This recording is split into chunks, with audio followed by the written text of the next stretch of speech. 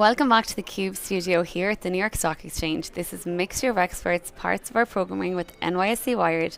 And joining me now is Ali Ansari, CEO and founder of Micro1. Welcome, Ali. Thank you for having me. So, I had a look at your bio earlier, and you have been a very busy man. You founded a company while at Berkeley, graduated in 3 years, have grown it to 200 million ARR, are doing some side work at Stanford, and still pursuing a master's degree. I mean, maybe just to start, Ali, do you ever sleep? I think last night is a good example of only a few hours of sleep, so it's very limited, but trying to fix it. Well, tell me about the mission here. Tell me about Micro1. Fill me in. What exactly do you guys do, and what's the big, bold goal? Yeah, absolutely. So we're building a data engine that helps AI labs improve their foundational models through post-training data generated by human experts. Hmm. So the way to think about this is, labs and LLMs have trained on the internet and these large-scale data sets, and they're sort of done training on those large-scale data sets, and now we're in the era of training on structured human judgment from doctors, lawyers, engineers, etc. So what we do at Micro1 is we recruit experts and we set up data pipelines that allows us to improve foundational models in lots of different domains. So I read a headline about you from earlier this year where you say that AI's biggest problem isn't intelligence, it's evaluation, right? And what you're essentially saying there is we have to have a human sense check in terms of what we're putting out into the ether in this world. Talk to me a little bit about, on a day-to-day basis, how you are seeing the impacts of industry outcomes where evaluations aren't being correctly met. Like where you see the risks here? Yeah, so there are many risks. Of course, where AI is working and starting to work well is sort of high risk domains like uh, legal, medical, even programming in terms of cybersecurity. And if there isn't very robust evaluations done on the LLMs to improve these domains, but also more importantly, once the agent is built on top of these LLMs, evaluating agents in a very specific enterprise context, if evaluation is not done, you're not able to actually measure what good looks like. I mean, this is the problem with probabilistic software, which is there's no such thing as doing kind of basic QA engineering. You need to define what is the action space of this probabilistic software that I'm building, in other words, agents, and then you need to measure that action space very closely and quantitatively through human experts that are sort of good at those actions in their day jobs. Wow. So fill me in a little bit on the metrics here for this company. I mean, you met 200 ARR very, very fast, right, in 18 months. Talk to me a little bit about growth stage you guys are at and funding. Like, it seems like this is a very fast and high impact story. Yeah, so we started 2025 with roughly around 5 million a year in revenue. And then we ended the year in 2025 with just under 150 million a year. And now a few months within 2026, we have surpassed 300 million in annualized run rate. Wow. And in terms of the broad kind of two sides of this coin, right, in terms of recruiting people from industry and then also, having a commercial model into these LLM players, how has that been playing out? Like, give me a sense of a typical candidate for Micro1. Yeah, so there's two sides to our business. One is we have the labs and the researchers within the labs that we interface with that we help with data that they need, and then on the other side we interface with world-class experts across many different fields like medical, physics, biology, coding, and hundreds of other domains. Um, and those experts are the ones that are helping actually train the models. A typical expert is someone that kind of puts in anywhere from 15 to 20 hours a week part-time on top of their day job. Yeah. And they are actively working full-time somewhere, and then they help as a side gig train AI models, usually on the weekend and sometimes a few hours during the week as well. Wow. Okay, so these are people who are really putting in this extra kind of hours from the perspective of supplemental income. So talk a little bit about the world of LLMs right now, right? Like, do you competitively, I guess, speaking, see a world whereby they will start doing their own vetting per se? Like, is that something that you guys think about when you think about the competitive dynamics of the industry? Or do you always see a role whereby they will have some sort of objective layer? Yeah, so in most cases, there's the companies that we work with, they do some of their own vetting. Every time we have experts, they sort of do a final layer vetting before experts start with any given data pipeline. But the hypothesis that we have is there's likely going to be hundreds of foundational model companies, with the current top ones kind of being the reasoning layer and the more so general intelligence layer, but then lots of AI application companies that end up building their own models, and also a lot of the smaller labs that end up kind of building more niche areas, building in certain niche areas in terms of domain capabilities. And all of those companies will require data in some way, and therefore experts to train their models. So, one of the products, I guess, on your roadmap is what you call ego-centric human data. I mean, that's an interesting term in and of itself. Talk to me a little bit about what that actually means. Like, what is the real world application and practice for that? Yeah, so about 6 months ago, we sort of took this bet at Micro1, which is we believe that robots will also have to learn from humans. And if you sort of think about the main data structure that robots kind of take in to improve, it's been what's called teleoperation, which is a human remote controls a robot. The robot does some optimal actions as controlled by the human.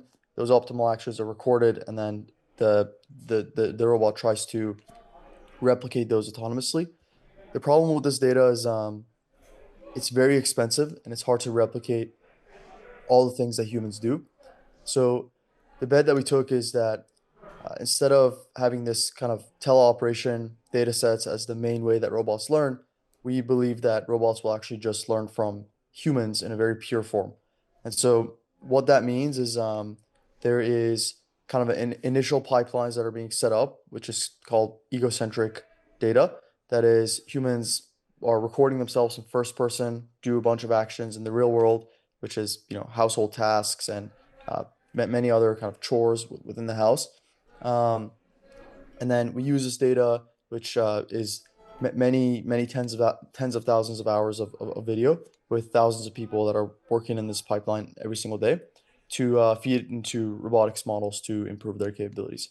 And the way we think about it is that long term, models that will be most useful for us is ones that can act in the real world. So it's not just about like a humanoid form factor. It's more so about AI models that can not only act in this kind of very tiny subset of the world, which is the digital world, which is the computer, but ones that can act way beyond the computer. And the way you do that is you have humans that are in these real world environments train these models.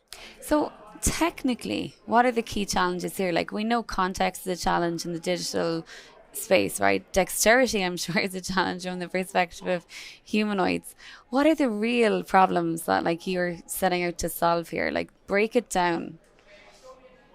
Yeah, so one of the main challenges is the diversity of data in the real world.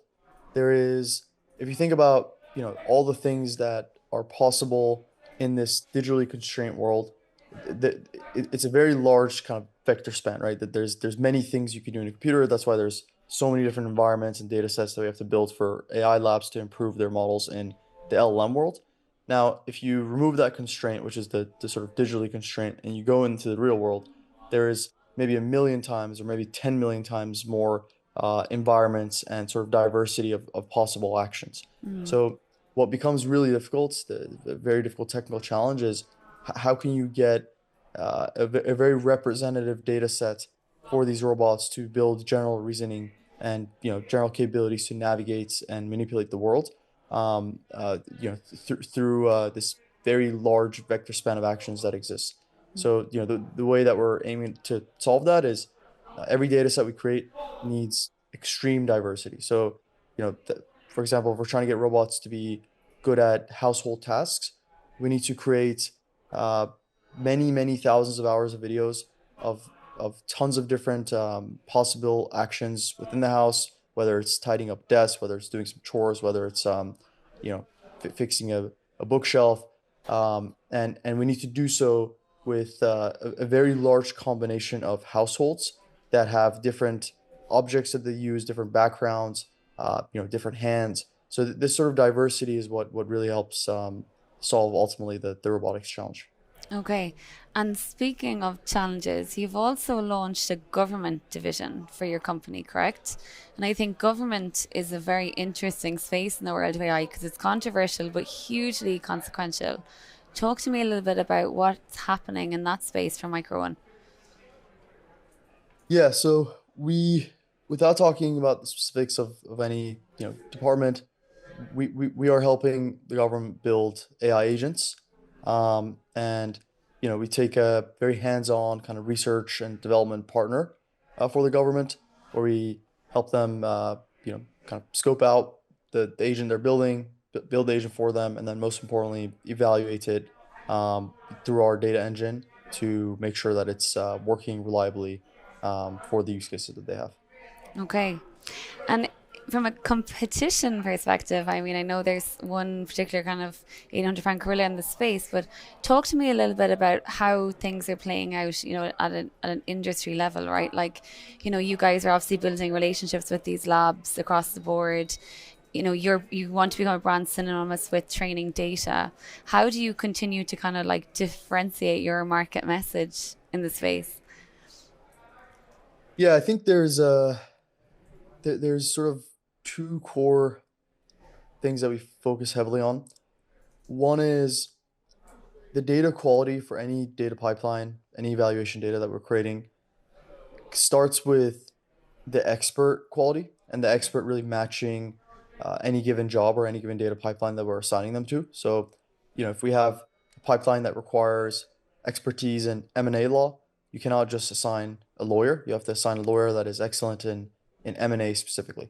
So what we do is we're building our vetting engine to be best in class, and we have an interview system that can really conversate with candidates, deeply assess them in whatever skill they need to have for any given job, and this allows us to match candidates perfectly with the jobs that we have, which is sort of the start of how you build really high quality data sets. Okay. And the second thing is in this space, one of the things that we think is sort of undermined is deeply caring about the human experience, which is again the experts that are on these pipelines.